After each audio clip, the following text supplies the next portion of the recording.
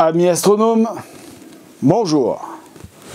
Je suis Frédéric Bertoni et bienvenue sur la chaîne Fred Astronome. Cette vidéo, je vais l'intituler la sonde Juno.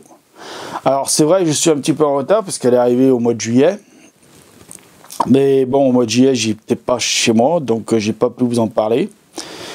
Donc cette petite sonde Juno qui est arrivée autour de Jupiter, c'est une petite sonde très sympathique qui va permettre d'observer quoi? Déjà, elle va observer le champ électromagnétique de Jupiter. Il faut savoir que Jupiter a un champ électromagnétique dû à sa composition interne, c'est-à-dire qu'elle a un cœur qui est composé de métal liquide et de... Enfin, métal liquide et métal solide, c'est un peu compliqué parce qu'en fait, ce serait plutôt des fluides. À une certaine pression, les gaz sont plus en liquide mais sont en fluide. C'est très compliqué, je vous le dis là, mais en fait, les gaz sont tellement comprimés à un moment donné dans l'atmosphère de Jupiter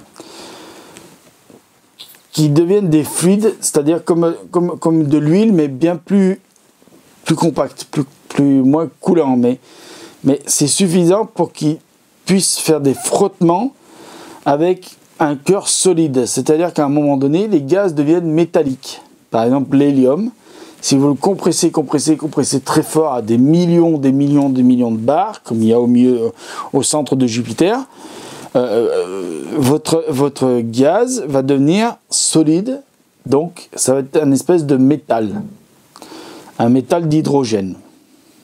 Voilà. C'est deux composants, deux différentes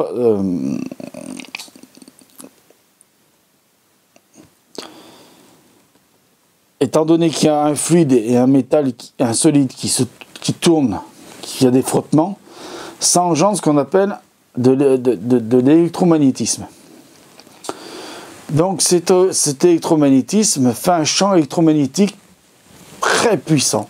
Par exemple, celui de la Terre, il est puissant, parce que c'est ce qu'on appelle la ceinture de Van Allen, et c'est ce qui nous protège des particules du vent solaire.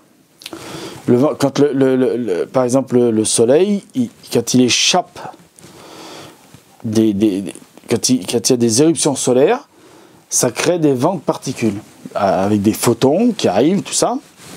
Mais les particules sont très dangereuses pour nous. Si on n'avait pas cette ceinture de Van Allen, on n'aurait plus d'atmosphère, donc plus de vie. Et donc, sur Jupiter, il y a cette sorte de ceinture de Van Allen, mais elle est immense. Ce champ électromagnétique est très vaste et s'étend sur des millions de kilomètres autour de Jupiter. C'est un des champs les plus vastes, mais on n'en sait pas grand-chose. On ne sait pas vraiment où sont ces lignes de champ, où ça commence et où ça se finit la boucle de champ, tout ça. Donc, les boucles de champ, tout ça, où elles se commencent, où elles se terminent. Donc, Juno a cette mission-là, déjà de calculer où commence le champ et où se termine le champ. Ça, c'est très simple. Voilà. Deuxième chose, qui est en relation avec le champ électromagnétique de Jupiter, ce sont les aurores boréales et australes. Boréales, j'explique, c'est comme sur Terre. Boréales au nord, austral au sud. Jupiter a deux pôles, comme sur toutes les planètes. Il y a deux pôles, le pôle nord et le pôle sud. Au pôle nord et au pôle sud, dû induit des champs électromagnétiques, les particules arrivent quand même à passer et font comme sur Terre des aurores. Des aurores, c'est quand les particules arrivent à atteindre la haute atmosphère.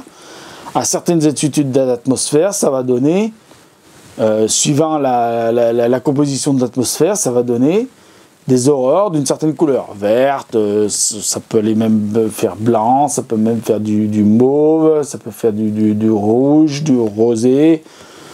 Bah, regardez sur YouTube, il y a beaucoup de vidéos, par exemple, qui sont prises depuis la station internationale, ISS, et puis depuis le sol, Vous verrez, il y a des belles vidéos d'aurore boréale et d'aurore australe.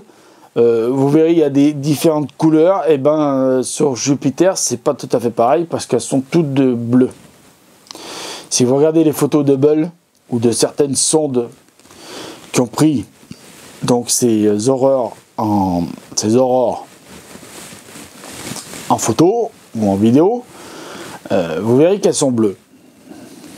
Dû à la composition de l'atmosphère de Jupiter, elles sont bleues.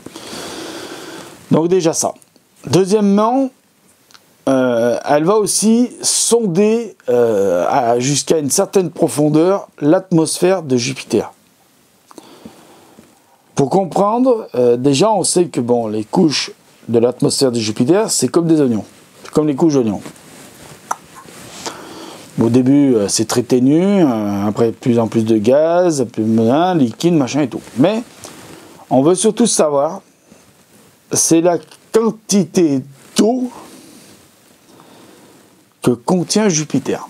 Parce qu'on est persuadé que sur toutes les planètes, il y a une certaine quantité d'eau qui est primordiale. C'est-à-dire cette eau, elle a été prise par la planète en formation au départ, quand le système solaire était naissant. C'est-à-dire qu'on avait des protoplanètes avec une proto-étoile, le Soleil, et qu'elle se formait, elle se grandissait, et qu'il y avait ce système d'accrétion. Chaque petit grain rencontrait un autre grain, ça formait un gravier formait tout ça. Un rocher, les rochers rencontrés, après ça formait des astéroïdes, des comètes, tout ça. Donc, on sait que sur chaque planète du système solaire, il y a une quantité d'eau. On veut savoir quelle quantité d'eau il y a sur Jupiter. Alors, pas pour aller faire des puits et épuiser cette eau, hein, mais bah, grosso modo, c'est à peu près la mission générale de Juno. Donc Juno, ça va être une mission qui va durer à peu près jusqu'en 2018. Voilà. À peu près. Donc voilà à peu près ce que je voulais vous dire sur la sonde Juno, qui est arrivée aux alentours du 5 juillet autour de Jupiter. Donc bravo pour la NASA, parce que c'est entier. Enfin, en fait, on va dire les 95% de Juno, c'est la NASA. Il y a un petit pourcentage, c'est l'ESA. Donc c'est pour ça que je vous en parle aussi. Cocorico, hein, enfin Cocorico européen. Donc voilà.